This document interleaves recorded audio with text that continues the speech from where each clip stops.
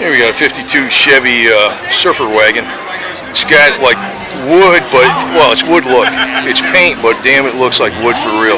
You never tell in a million years unless you're right next to it.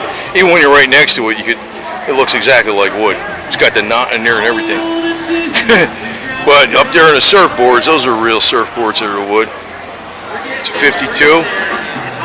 And with the aftermarket interior and all that, I assume,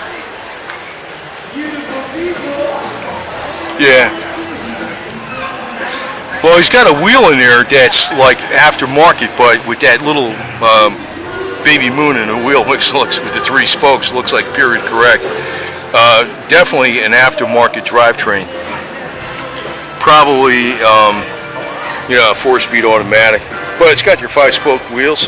In other words, it's a cruiser, man. It'll freaking cruise. Modern cruiser, 4-door, big old station wagon, and lowered. It's lowered a little bit. Plenty of boogie board stickers on it. And you got your third eye for the brake light. Right smack over the, what do you call it? Taking the picture? Yeah. Yeah. Yeah. You don't like them, don't call them. I don't. I'm a DIY guy. Dispose of the wrongdoers as they do wrong to me. It's got a propeller in the back. Look at that. Yeah. Extra go power. Yeah.